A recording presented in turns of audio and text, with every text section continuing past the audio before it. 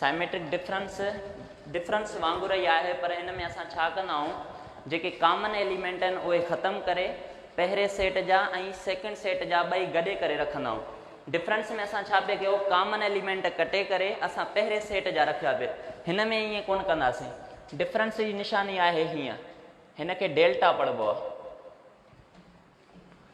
हाणे इनखे डेल्टा चइबो आहे, ठीकु आहे। फिज़िक्स में ॾिसंदव त उते वरी तव्हांखे इहो माना चेंज मिलंदो, मतिलबु हीउ चेंज खे शो कंदो फिज़िक्स में, पर हिते असां वटि साइमेट्रिक डिफरेंस खे शो कंदो।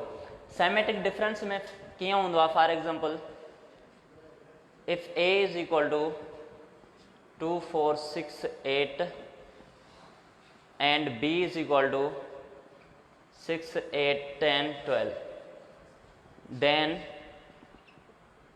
find asymmetric difference b। asymmetric difference b find कंदासीं। हाणे सभ खां पहिरीं तव्हां छा कंदव, जीअं पोयां माना करे आया आहियो asymmetric difference b। हाणे हिते तव्हां a जो सेट आहे, सभ खां पहिरीं तव्हां छा जो सेट लिखंदव, a जो सेट लिखंदव। a जो सेट असां वटि छा आहे 2 4 6 8 ऐं विच में छा जी निशानी आहे, साइमेट्रिक डिफरेंस जी निशानी आहे। साइमेट्रिक डिफरेंस जी निशानी लिखी करे उन खां पोइ तव्हां b जो सेट लिखंदव। b जो सेट असां वटि छा आहे 6 8 10 ऐं 12। हाणे तव्हां छा कंदव, सभ खां पहिरीं ॾिसंदव त ॿिन्ही में सेम एलिमेंट कहिड़ा आहिनि। सेम जेके आहिनि उहे असां छा कंदासीं, कैंसिल आउट कंदासीं। 6 8 ऐं 8, ठीकु आहे। हाणे 6 ऐं 8 असां कैंसिल करे छॾिया। उन खां पोइ तव्हां ॾिसो त पहिरें सेट में असांजा कहिड़ा एलिमेंट बचिया आहिनि, रिमेनिंग एलिमेंट पहिरें सेट में कहिड़ा आहिनि 2 4 ऐं उन खां पोइ सेकेंड सेट में कहिड़ा बचिया आहिनि 10 ऐं 12। हीअ असांजो साइमेट्रिक डिफरेंस आहे, यानी एसिमेट्रिक डिफरेंस बी छा जे बराबरि थी वियो 2 4 10 12 जे बराबरि थी वियो, ठीकु आहे। इहो साइमेट्रिक डिफरेंस। हाणे कहिड़े बि क़िस्म जो अहिड़ो सेट अचे या कहिड़े बि क़िस्म जा सेट अचनि, उन्हनि जो साइमेट्रिक डिफरेंस ईअं फाइंड कबो। जेकॾहिं हिते मां सेट हिकिड़ो लिखां थो x is equal to 2x such that x belongs to natural numbers, ठीक, and y is equal to 2x minus 1 such that x belongs to even numbers, ठीक है। then find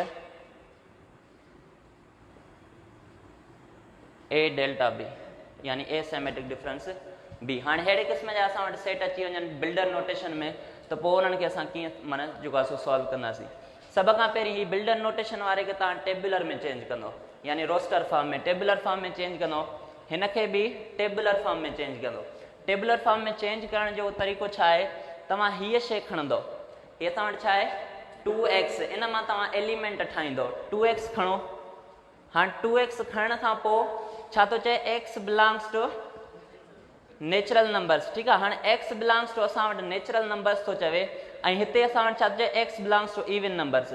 हितां नेचुरल नंबर्स जी असांखे ख़बर आहे कहिड़ा आहिनि असांजा नेचुरल नंबर 1 2 3, यानी 1 2 3 4 इहे सभई असांजा छा आहिनि नेचुरल नंबर आहिनि, ठीकु आहे। हाणे इन्हनि मां असां छा कंदासीं, वैल्यूज़ हिन में पुट कंदा वेंदासीं, असांखे हिकिड़ो सेट ठही मिलंदो।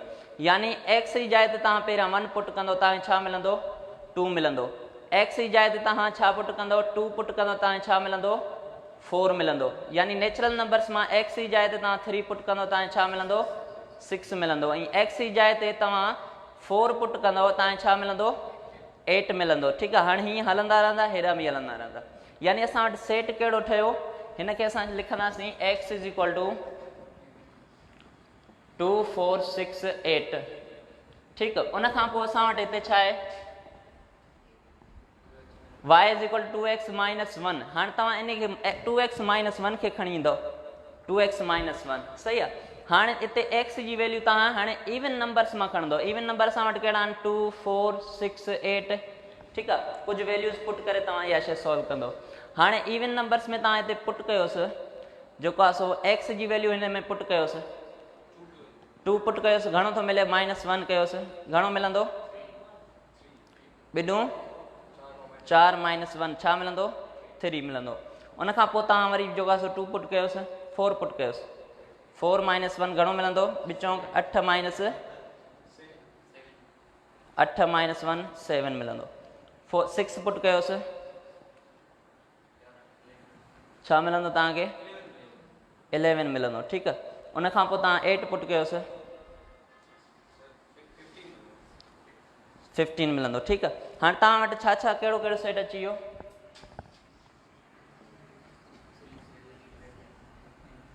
3 यानी 3 तव्हां वटि अची वियो हिकिड़ो त 3 अची वियो 3 7 11 ऐं 15।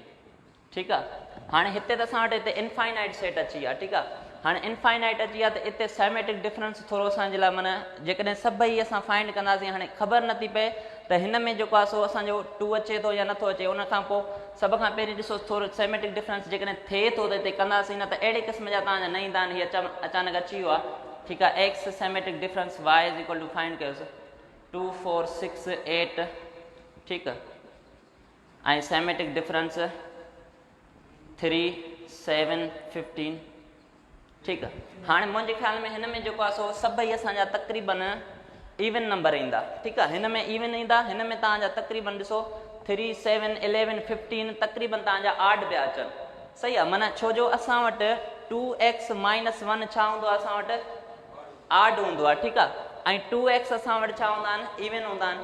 छो जो हिननि में नेचुरल नंबर्स पुट कंदासीं असांखे इवन नंबर मिलंदा, हिन में असां जेको आहे सो माना पुट कंदासीं त असांखे आड नंबर पिया मिलनि। त पोइ हाणे तव्हां छा कंदो त हीअ जेके आहिनि इवन ऐं आड जस्ट लिखी छॾींदो एक्स सच दैट, यानी जेको आहे सो x delta y is equal to 2 3। छो जो कामन त कोन्हनि न ॿिन्ही में, कामन कोन्हनि, ही इवन आहिनि असांजा, ही असांजा छा आहिनि आड आहिनि, ॿिन्ही में कामन को बि कोन थो मिले। तव्हां छा कंदो 2 3, उन खां पोइ 4 7 हुतां खणो, ऐं उन खां पोइ तव्हां 6 खणो 8 खणो 15 खणी बसि हिनखे छॾे ॾींदो। ठीकु आहे, त यानी असां वटि कामन न आहिनि कटियूं छा, पोइ हिन सेट वारा बि तव्हां खणंदो, हिन सेट वारा बि, बसि पोइ उनखे तव्हां अॻिते हल करे छॾींदो। ठीकु आहे, बहरहाल अहिड़े क़िस्म जा न बि अची सघनि, छो जो हिन में असां वटि इनफाइनाइट था अचनि, उन में मे बी फाइनाइट हुजनि, फाइनाइट खणी छॾीनि, पोइ उन हिसाब सां जेकॾहिं अची बि वञे थो त पोइ उनखे हिन हिसाब सां तव्हां सॉल्व कंदो। ठीकु आहे, असेंडिंग माना सेट में हिकिड़ी शइ ॿुधी छॾियो त आर्डर जेको अथव इम्पॉर्टेंट न हूंदो अथव सेट में आर्डर इम्पॉर्टेंट न हूंदो आहे, पर जॾहिं महिल आर्डर सेट पढ़ंदासीं उन में सेट माना जेको आहे सो आर्डर इम्पॉर्टेंट हूंदो आहे, उहो पढ़ंदासीं उन खां पोइ। ठीकु आहे, यानी आर्डनरी सेट पिया पढ़ूं, ऑर्डर्ड सेट कोन पिया पढ़ूं। हिकिड़ा असांजा ऑर्डनरी सेट हूंदा आहिनि, ॿिया असांजा ऑर्डर्ड सेट हूंदा आहिनि। ठीकु आहे,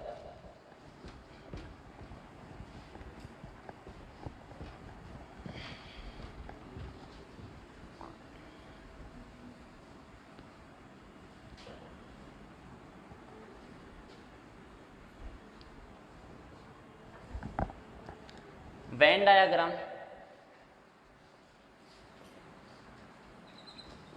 हिन मां तव्हांजा तक़रीबन जेको आहे सो कुझु क्वेश्चन में बि अचनि बि सही। ठीकु आहे, हाणे वेन डायग्राम छा हूंदो आहे, वेन डायग्राम जस्ट असां वटि माना वेन शिकिलियूं, वेन डायग्राम जी माना छा आहे, वेन शिकिलियूं, यानी असां छा कंदा आहियूं रेक्टेंगल हिकिड़ी खणी करे उन में असां सेट पंहिंजा रिप्रेज़ेंट कंदा आहियूं। ठीकु आहे, एलिमेंट्स थी विया असांजा जेके बि, या ऑपरेशन्स जेके पढ़िया अथऊं, यूनियन पढ़ी अथऊं, माना जेको आहे सो इंटरसेक्शन पढ़ी अथऊं, डिफरेंस पढ़ियो अथऊं, साइमेट्रिक डिफरेंस, कॉम्प्लीमेंट वग़ैरह जेके बि शयूं पढ़ियूं अथऊं, असां हाणे ग्राफिकली उन्हनि खे शो कंदासीं।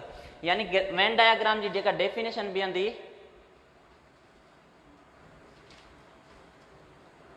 graphical representation of operations of sets is called Venn diagram. ठीक है, यहाँ थ्रो माना जो पास रेक्टेंगुलर शेप करे सको था जेकॾहिं अमेंडमेंट कयोसि डेफिनेशन में त graphical representation of operations of sets through rectangular shape. ठीक है, या इते ही तव्हां ईअं करे सको था पिक्टोरियल रिप्रेजेंटेशन, पिक्टोरियल चोसि या ग्राफिकल, ॿई लफ़्ज़ तव्हां इस्तेमालु करे सघो था। पिक्टोरियल, ठीक है, pictorial representation of operations of sets is called Venn diagram. हाँ हिकिड़ी शइ ज़हन में रखी छॾियो त वेन डायग्राम में असां वटि 3 केसिस आहिनि, उहे असांखे यादि करणा पवंदा, उन खां पोइ असां उन्हनि ते कमु कंदासीं। ठीकु आहे, ऐं वेन डायग्राम जे बारे में जॉन वेन हिकिड़ो मैथमेटिशियन हुयो, उन ॿुधायो, जॉन वेन असांखे वेन डायग्राम जे बारे में ॿुधायो।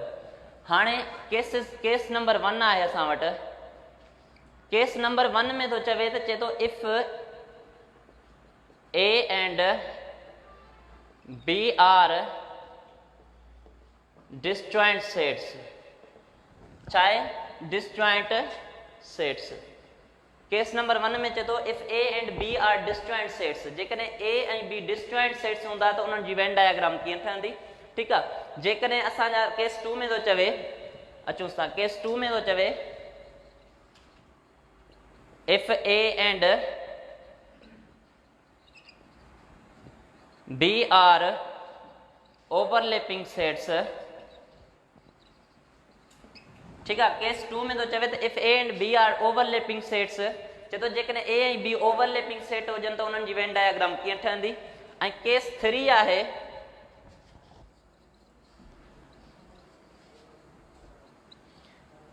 If A is the subset of B, यानी हीअं ग्राफ सिंपलिकली लिखंदासीं A is the subset of B. ठीक है। ही 3 केस जेके आहिनि असांखे यादि करणा पवंदा। नंबर 1 केस में छा आहे if A and B are disjoint sets, number 2 में छा आहे if A and B are overlapping sets, number 3 में छा आहे if A is the subset of B, B भी सबसेट थी सघे थो ए जो। फिलहाल असां इन केस खे ईअं सम्झंदासीं। ठीकु आहे। हाणे हिकिड़ी शइ ज़हन में रखी छॾियो त केस ए में यानी केस 1 में जेकॾहिं ए ऐं बी डिसजॉइंट सेट हुजनि त उन्हनि जी वेन डायग्राम कीअं ठहंदी। फिलहाल जस्ट असीं छा पिया कयूं, रिप्रेज़ेंटेशन ऑफ एलिमेंट्स पिया कयूं। छा पिया कयूं, representation of elements of sets पिया कयूं, एलिमेंट्स ऑफ सेट्स। अञा रिप्रेज़ेंटेशन ऑफ ऑपरेशंस ते न आहियूं पहुता, पाण एलिमेंट्स जी अञा रिप्रेज़ेंटेशन पिया कयूं। त एलिमेंट्स कीअं रिप्रेज़ेंट कयूं, हिकु दफ़ो एलिमेंट रिप्रेज़ेंट थी विया त पोइ असां ऑटोमेटिकली ऑपरेशन रिप्रेज़ेंट करे छॾींदासीं, बसि उन्हनि खे जस्ट शेड करण जी देरि हूंदी। ठीकु आहे। त हाणे ऑपरेशंस असां हाणे ॾिसो त जेकॾहिं केस 1 वांगुरु हुजे त पोइ उन्हनि जी वेन डायग्राम कीअं ठहंदी, थोरो ध्यानु। यानी डिसजॉइंट सेट हूंदा त उन्हनि जी वेन डायग्राम हीअं ठहंदी। हिकिड़ी शइ ज़हन में हुजे, जेकॾहिं तव्हां वटि 2 सेट डिसजॉइंट ॾिनल आहिनि त उन्हनि जी वेन डायग्राम कीअं ठहंदी, हीअं ठहंदी। ठीकु आहे। माना अलॻि अलॻि सां, सम्झ में अची वियो। जेकॾहिं ओवरलैपिंग हूंदो, ओवरलैपिंग 2 सेट हूंदा त उन्हनि जी वेन डायग्राम हीअं ठहंदी। हिकिड़ी मूंखे ॻाल्हि ॿुधायो, डिसजॉइंट में असीं छा कंदा आहियूं, छो जो असां वटि डिसजॉइंट में अलॻि अलॻि सेट हूंदा आहिनि, ॿिन्ही में कॉमन को बि न हूंदो आहे, मुख़्तलिफ़ सेट हूंदा आहिनि, इन जे करे असां वेन डायग्राम हीअं ठाहींदासीं। ठीकु। ऐं जेकॾहिं सेट 2 ओवरलैपिंग हूंदा त ओवरलैपिंग में छा हूंदो आहे, घटि में घटि हिकिड़ो 2 एलिमेंट उन्हनि में सेम हूंदो आहे। इहा शइ पाण पढ़ी आया आहियूं। यानी घटि में घटि, वधि में वधि केतिरा बि थी सघनि था, पर घटि में घटि हिकिड़ो एलिमेंट ॿिन्ही में सेम हूंदो आहे। त उनजे करे हीअ जॻह जेका असां छॾी आहे न, त इते असां छा कंदासीं, कॉमन एलिमेंट रखण जे लाइ जॻह छॾी आहे। ठीकु आहे। जेकॾहिं चए थो ए सबसेट बी जो हुजे त वेन डायग्राम हीअं ठहंदी।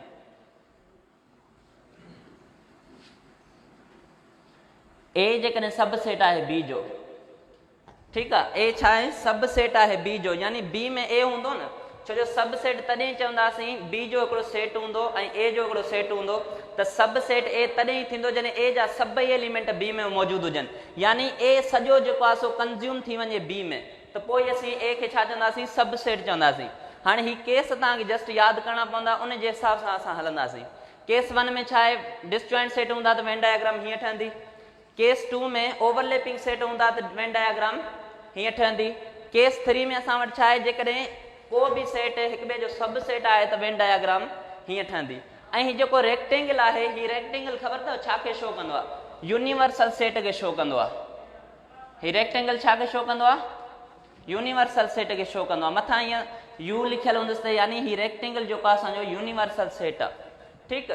हाणे मां हिते डिसजॉइंट 2 सेट लिखां थो, ओवरलैपिंग 2 सेट लिखां थो, ऐं उनखां पोइ ए ऐं बी हिक ॿिए जा सब सेट मां लिखां थो। ठीकु। हाणे हिन में मां लिखां थो फॉर एग्ज़ाम्पल, अञा रिप्रेज़ेंटेशन ऑफ एलिमेंट्स पिया कयूं। एलिमेंट्स कीअं रिप्रेज़ेंट कयूं, पहिरियां माना सिखूं त सही एलिमेंट्स रखजनि कीअं, उनखां पोइ असां जेको आहे सो उनखे सॉल्व करणु सिखंदासीं। फॉर एग्ज़ाम्पल ए जो सेट आहे असां वटि 1 2 3, बी जो सेट आहे असां वटि 4 5 6। हाणे ही ॿई ॾिसो, पहिरियां ॾिसो चेकआउट कयो त ही कहिड़ा ॿई सेट आहिनि। केस 1 में लिखियल आहिनि त माना हीअ असांजा छा आहिनि, डिसजॉइंट सेट आहिनि। ॿई डिसजॉइंट आहिनि, ॿिन्ही में मुख़्तलिफ़ एलिमेंट आहिनि। हिन में 1 2 3 आहे, हिन में 4 5 6 आहिनि। त पोइ तव्हां छा कंदो, ए जा एलिमेंट तव्हां हिन पहिरें सेट में लिखो, ए जा एलिमेंट हिन में लिखो 1 2 3। ठीकु आहे। बी जा एलिमेंट तव्हां हिन में लिखंदव 4 5 6। ठीकु आहे। डिसजॉइंट सेट जी रिप्रेज़ेंटेशन ऑफ एलिमेंट्स ईअं थींदी अथव। तव्हांखे सभ खां पहिरीं तव्हांखे रिप्रेज़ेंटेशन क्लियर करणी आहे, यानी असां वटि को बि अहिड़ो सेट अची वञे, ॿ सेट अची वञनि, उन्हनि खे रिप्रेज़ेंट कीअं कयूं हीअं तव्हां कंदव। ठीकु आहे। उन खां पोइ अचो, जेकॾहिं मां हिते ॿ सेट लिखां थो, for example A is equal to 1 2 3, B is equal to 3 4 5। ठीकु। हाणे ही ॿई छा आहिनि? ओवरलैपिंग सेट आहिनि। ही ॿई छा आहिनि? ओवरलैपिंग सेट आहिनि। छो जो ॿिन्ही में ट्रेस ॿिन्ही में सेम आहे। त हाणे सभ खां पहिरीं तव्हां छा कंदव? टे जेको ॿिन्ही में कॉमन आहे उहो तव्हां हिते लिखंदव, हिन में। ठीकु आहे। टे हिन में लिखियो। हाणे मूंखे ॿुधायो त ए में छा बचो? 1 2। ए में छा बचो? 1 ऐं 2। ठीकु आहे। ऐं बी में छा बचो? 4 5 बी में बचो, तव्हां लिखी छॾियो। हाणे इहे रिप्रेज़ेंट थी विया एलिमेंट, ऑपरेशन्स ते अचूं था। ठीकु आहे। उन खां पोइ हाणे केस 3 में ॾिसो त हाणे मिसाल मां फॉर एग्ज़ाम्पल लिखां थो A is equal to 1 2 3, B थो लिखां 1 2 3 4 5। ठीकु आहे। हाणे छा ॾिसो, A हिन जो सब सेट आहे, B जो सब सेट आहे, छो जो हिन जा सभई एलिमेंट हिन में मौजूदु आहिनि, हिन में कुझु वधीक बि आहिनि। ठीकु आहे।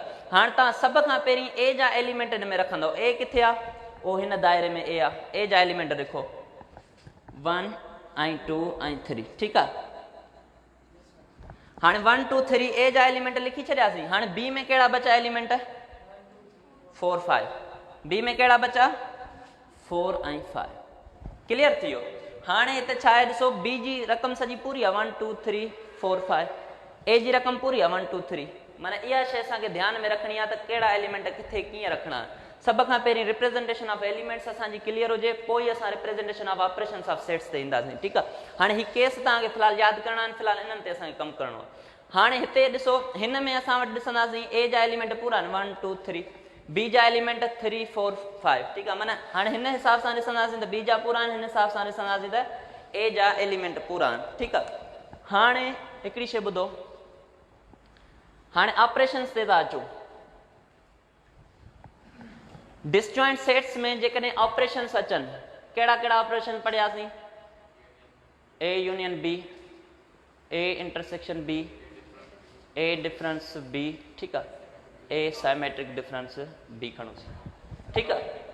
हाणे लिसन, A यूनियन B अचे। हाणे चए थो त तव्हांखे A जा एलिमेंट हिते ॾिनल आहिनि। डिसजॉइंट सेट में तव्हां वटि A जा ही एलिमेंट ॾिनल आहिनि। हाणे हिननि खे तव्हां रिप्रेज़ेंट कयो, यानी A यूनियन B खे वेन डायग्राम में रिप्रेज़ेंट कयो। क्वेश्चन लिखियलु हूंदो, रिप्रेज़ेंट दी फॉलोइंग, माना थ्रो वेन डायग्राम। ठीकु आहे। A जी रक़म ॾिनल हूंदी, B जी बि ॾिनल हूंदी, उन खां पोइ तव्हांखे चवंदो त वेन डायग्राम ते हिनखे रिप्रेज़ेंट कयो। ठीकु आहे। सभ खां पहिरीं त असांखे रिप्रेज़ेंटेशन ऑफ एलिमेंट्स अचे। रिप्रेज़ेंटेशन ऑफ एलिमेंट्स असां सिखी वियासीं। हाणे रिप्रेज़ेंटेशन ऑफ ऑपरेशन्स ते था अचूं। A यूनियन B खे कीअं रिप्रेज़ेंट कंदासीं? सभ खां पहिरीं तव्हां A यूनियन B छॾाईंदो। सभ खां पहिरीं छा छॾाईंदो? A union B छॾाईंदो। हाणे ही सेट था खणो न। हाणे हिकिड़ी शइ ज़हन में रखी छॾियो त ही जेकॾहिं तव्हां सेट खणो पिया त ही डायग्राम हिननि सभिनी ऑपरेशन्स में यूज़ थींदो। ही जेको डायग्राम आहे, ही जेको पाण ठाहियो आहे, इहो हिन A यूनियन B में बि यूज़ थींदो, A इंटरसेक्शन में बि यूज़ थींदो, A डिफरेंस B में बि यूज़ थींदो, साइमेट्रिक डिफरेंस सभिनी में यूज़ थींदो। छो जो ही एलिमेंट असां यूज़ पिया कयूं न हिननि में। A यूनियन B बि हिननि जी पिया छॾायूं, A डिफरेंस B बि हिननि जो पिया छॾायूं, ऐं उन खां पोइ साइमेट्रिक डिफरेंस बि हिननि जो पिया सॉल्व कयूं। ठीकु आहे। हाणे A यूनियन B डायरेक्टली छॾायो, छा मिलंदो असांखे? 1 2 3 4 5 6। ठीकु आहे। A यूनियन B असांखे 1 2 3 4 5 6 मिलियो। हाणे चवनि था त हिननि खे रिप्रेज़ेंट कयो वेन डायग्राम जे ज़रिए। इहो वेन डायग्राम तव्हां हिते खणी अचोसि।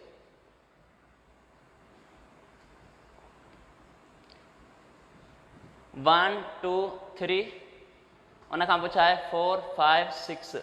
ठीकु आहे। यूनिवर्सल सेट A B छा छॾायो अथऊं? A union B।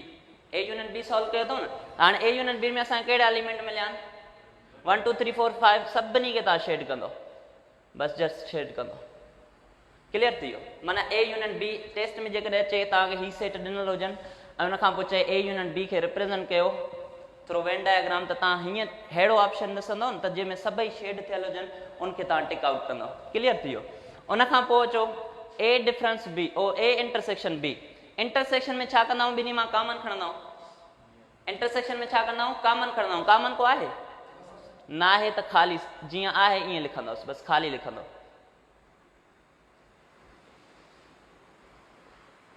बस छॾे ॾींदोसि ए इंटरसेक्शन बी, ठीकु आहे, छॾे ॾींदोसि। उन खां पोइ अचो ए डिफरेंस बी ते। हाणे ए डिफरेंस बी कीअं छॾाईंदो, उन ते अचूं था, उहो हीअ आहे न कमु, केस 3 आहे, ठीकु आहे। हाणे ए डिफरेंस बी हुजे, ए डिफरेंस बी हूंदो त उन में असीं छा कंदासीं, ॿिन्ही मां कॉमन कटींदासीं, पहिरें सेट वारा खणंदासीं। कॉमन को आहे, कॉमन कोन्हे, पोइ पहिरें सेट वारा कहिड़ा बचंदा, 1 2 3। हाणे डायग्राम ठाहियोसि, कीअं ठाहींदोसि, साॻी डायग्राम इहा ज़रे ज़रे यूज़ थींदी, 1 2 3 4 5 6 A B, A difference B, ठीकु आहे, यूनिवर्सल सेट। छा मिलियो असांखे जवाब में, 1 2 3, हिन खे शेड कयो, बसि क्लियर थी वियो। हाणे जेकॾहिं ए डिफरेंस बी फाइंड करे पुछे, माना क्वेश्चन में अचे त ए डिफरेंस बी सेट हू ॾे, त पोइ तव्हांखे हीअ ऑप्शन टिक करिणो आहे, हीअ न, माना अहिड़े क़िस्म जा सवाल ईंदा। हाणे अचो ए साइमेट्रिक डिफरेंस बी ते खणोसि। साइमेट्रिक डिफरेंस में बि साॻियो ठहंदो, छो जो डिसजॉइंट आहिनि। डिसजॉइंट में साइमेट्रिक डिफरेंस में सभई एलिमेंट गॾे रखंदा आहियूं, कॉमन को बि कोन्हे, सभई माना एज़ अ यूनियन वारो कमु, डिसजॉइंट में एज़ अ यूनियन वारो कमु सेम थींदो। हीअ साॻी डायग्राम ठहंदी। अचो हाणे ओवरलैपिंग ते। हा, ओवरलैपिंग सेट में जेकॾहिं असां डायग्राम त इहा ई यूज़ थींदी। हाणे ओवरलैपिंग सेट में बि असां साॻिया जेके आहिनि ऑपरेशन्स सॉल्व कंदासीं। A union B, A intersection B, A difference sorry A symmetric difference B कयोसीं, ए साइमेट्रिक डिफरेंस बी कयोसीं, ठीकु आहे। फ़िलहालु असां 2 सेट्स ते विया हलूं, 3 सेट्स ते पोइ ईंदासीं। फ़िलहालु माना 7 8 वारो असां माना पोर्शन क्लियर कयूं त पोइ जेको आहे सो मैट्रिक ते ईंदासीं, ठीकु आहे। हाणे ए यूनियन बी छॾाईंदासीं। ए यूनियन बी, हाणे ही सेट खणो। ए यूनियन बी में तव्हांखे छा मिलंदो, 1 2 3 4 5, ठीकु आहे। हाणे इन में तव्हां वेन डायग्राम इहा साॻी यूज़ कंदव। जस्ट मसलो हूंदो आहे शेड करण जो, त कहिड़ा शेड करणा, ठीकु आहे। हाणे हिते लिखोसि सॉरी 3, ठीकु आहे। उन खां पोइ 1 2 4 5। हाणे असां वटि जवाब में सभई एलिमेंट आहिनि, त हाणे हिते ए बी यानी ए जेको आहे सो यूनियन बी असांखे छा मिलंदो, सभिनी खे शेड कंदो, क्लियर थी वियो। जेकॾहिं असां खां माना जेको आहे सो इंटरसेक्शन पुछे त इंटरसेक्शन में छा खणंदासीं, कॉमन खणंदासीं, 3 मिलियो, त हाणे साॻी डायग्राम ठहंदी, ठीकु आहे। 3 ऐं असां वटि 1 2 4 5 छा खे शेड कंदो, A B, A intersection B, 3 खे शेड कंदो, क्लियर थी वियो। माना हाणे इन खे शेड करिणो आहे। जेकॾहिं ओवरलैपिंग सेट तव्हांखे सभ खां पहिरीं गौर करिणो आहे त ओवरलैपिंग आहिनि या असांजा कहिड़ा सेट आहिनि, ठीकु आहे। हाणे उन खां पोइ अचो ए डिफरेंस बी। डिफरेंस में असीं छा कंदा आहियूं, कॉमन कटींदा आहियूं। पहिरें सेट में असां वटि छा बचंदो, ॾिसो हाणे कॉमन कटियो, 3 3 में कैंसिल थी वियो, 1 2 माना पहिरें सेट में असां वटि बचो। हाणे साॻी डायग्राम ठाहियोसि।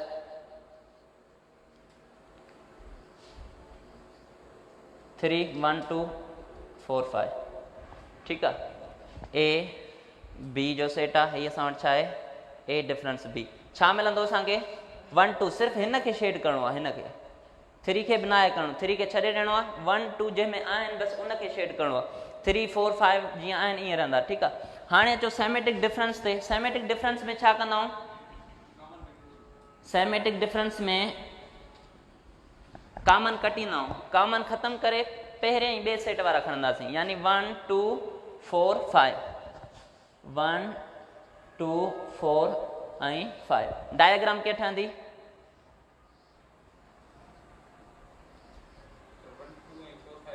3 1 2 ऐं 4 5।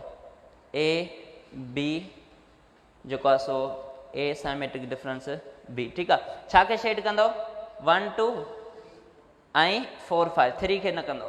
3 कॉमन में आहे, 3 खे तव्हांखे हथी न लाइणो, ठीकु आहे। छो जो असां वटि 1 2 4 5 ऑपरेशन्स जेके असां वटि ही मौजूदु आहिनि, हिन में इहा शइ आहे।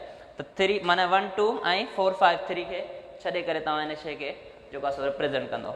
ही त हुया असांजा केस 1 ऐं केस 2 ते प्रॉब्लम, ऐं उन्हनि जे हिसाब सां कुझु असांजा माना हुया, ठीकु आहे। हाणे अचो हिन ते, जेकॾहिं असां वटि ए बी जो सब सेट हुजे, इन में बि साॻियो ई साॻिया ऑपरेशन्स भले खणो। ए यूनियन बी खणो तव्हां हिते, मां हिते सेट लिखां, सेट ऑर्डर ड्राए छॾिया अथई। ए इज़ इक्वल टू असां वटि हुजे 1 2 3 या 1 2 खणोसि, नंढड़ा खणोसि। बी असां वटि हुजे 1 2 3 ठीकु आहे। हाणे हिते तव्हां जेको आहे सो हिनखे चेंज कयोसीं। पहिरियां ए जा एलिमेंट लिखो 1 2 ऐं हीअ ड्राइव्स 3 1 2 3 ए बी जी रक़म पूरी, ए जी रक़म 1 2 ठीकु आहे। हाणे इहे तव्हां सेट खणोसि, ए यूनियन बी कराईंदो छा मिलंदो तव्हांखे 1 2 3 1 2 3। डायग्राम कीअं ठहंदी, डायग्राम या साॻी खणंदो। हाणे हिननि मां का बि डायग्राम न आहे खणणी। अहिड़े क़िस्म जा MCQs थोरा मां तव्हां डिस्कस कंदुसि। हाणे ॾिसो हिते ठीकु आहे, साॻी रक़म लिखोसि ए बी ठीकु आहे 3। हाणे 3 अची वियो 1 2। हाणे असां वटि जवाब में छा आहे 1 2 3 माना सॼे खे शेड कंदो, हीउ सॼो शेड थी वेंदो। क्लियर थी वियो। उनखां पोइ जेकॾहिं इते ई तव्हां ए इंटरसेक्शन बी फाइंड कयो। इंटरसेक्शन बी में असीं छा कंदा आहियूं, इंटरसेक्शन में कामन कटींदा आहियूं ठीकु आहे, कामन खणंदा आहियूं। सॉरी कामन को आहे 1 2 1 2 ॿिन्ही में कामन आहे न, 1 2 कामन आहे, खणोसि डायग्राम ठाहियोसि ठीकु आहे। 1 2 ए बी 3 ठीकु आहे। हाणे हिते असां वटि छा जवाबु छा मिलियो 1 2 त सिर्फ़ु हिनखे शेड कंदो, ॿी शइ खे तव्हां टच बि न कंदो ठीकु आहे। उनखां पोइ जेकॾहिं तव्हां ए इंटरसेक्शन बी खां छा आहे पोइ ए डिफरेंस बी पहिरियां हल कयोसि। ए डिफरेंस बी में असांखे छा मिलंदो, डिफरेंस में ए डिफरेंस बी ॿिन्ही मां कामन कटींदो, ख़ाली सेट ई मिलंदो न ठीकु आहे। डिफरेंस में छा कंदा आहियूं कामन जी ख़ाली सेट मिलंदो। बाबा डिफरेंस में ॾिसो ए डिफरेंस बी, ए जी रक़म छा आहे 1 2 ठीकु आहे ऐं 1 2 3 कामन कटियो, छा मिलियो पहिरें सेट में कुझु बचो आहे छा, डिफरेंस में कुझु न आहे बचंदो, मतिलबु ख़ाली सेट बचंदो, जीअं आहे ईअं लिखंदोसि 1 2। उनखां पोइ जेको आहे असां वटि 3 बी थी वियो ए ठीकु आहे जी। इनखे तव्हां माना जेको आहे शेड न कंदोसि, तव्हांखे छा मिलंदो ए डिफरेंस बी जस्ट ईअं ख़ाली मिली वेंदो। इते ई जेकॾहिं तव्हांखे सेमेटिक डिफरेंस चए, सेमेटिक डिफरेंस में हाणे तव्हांखे 3 मिलंदो। हाणे सेमेटिक डिफरेंस में छा मिलंदो ए सेमेटिक डिफरेंस बी तव्हांखे छा मिलंदो 3 मिलंदो ठीकु आहे। A symmetric difference B is equal to 3। Diagram साॻी ठाहियो 1 2 ए ऐं 3 हिते आहे बी, यानी हिनखे शेड कंदो ठीकु आहे, हीउ शेड थींदो, ए खे तव्हां टच बि न कंदो। हाणे वेन डायग्राम यानी 2 सेट्स ते असां वटि इहे 3 केस आहिनि, माना केस 1 केस 2 केस 3। सभ खां पहिरीं तव्हांखे सुञाणो आहे त केस 1 ते मुश्तमिल आहे शइ, केस 2 ते आहे, केस 3 आहे, त पोइ उन हिसाब सां असां हिननि शयुनि खे हल कंदासीं। पोइ इन हिसाब सां जेकॾहिं को ऑप्शन अचे, मिसाल हिन मां अचे त पोइ हू शेड में मन छा कंदा आहिनि, हीअं मिसाल ऑप्शन ॾींदा, नंबर ए तव्हांखे ॾींदा, हीउ साॻियो सेट ॾियनि, ए इंटरसेक्शन बी तव्हांखे फाइंड करण लाइ चवनि, पोइ ए में तव्हांखे मिसाल हीउ ॾियनि, बी में तव्हांखे हीउ ॾियनि, सी में तव्हांखे मिसाल फॉर एग्ज़ाम्पल हीउ ॾेई छॾीनि ठीकु आहे। तव्हां उहो ऑप्शन ॾिसंदव जेको तव्हांखे माना मुनासिबु लॻंदो, छो जो तव्हां इन शइ खे ॾिसी करे ॾिसंदव त शेड छा खे करिणो आहे, माना एलिमेंट्स सही पुट थियल आहिनि या न आहिनि, पोइ उन हिसाब सां तव्हां हिननि शयुनि खे जेको आहे सो क्लियर आउट कंदव ठीकु आहे। वेन डायग्राम में 2 सेट्स ते जेके आहिनि सो जेका डिस्कशन करणी सा इहा आहे थी वई ठीकु आहे। इन शयुनि खे तव्हां थोरो घर वञी 7 क्लास जी मैथ खणंदो, 7 क्लास में वेन डायग्राम वारो टॉपिक अथव, उनखे थोरो घर वञी तव्हां महिरबानी करे पंहिंजे लाइ, मुंहिंजे लाइ कुझु न, पंहिंजे लाइ तव्हां कंदव, तव्हां थोरो वञी उनखे पढ़ंदव, तव्हांखे ऑटोमेटिकली सभु शयूं मुंहिंजूं क्लिक आउट थींदियूं, सभु शयूं तव्हांजे नज़र मां गुज़रंदियूं, पोइ तव्हांखे माना आसानी थींदी ठीकु आहे, जेको आहे सो वधीक तव्हांखे क्लियरेंस थींदी। मे बी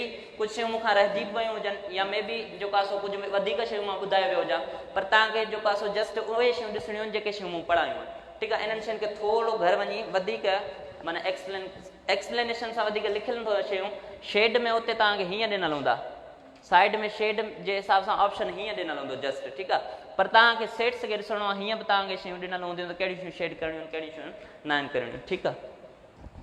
अॼु लेक्चर खे ईंद था।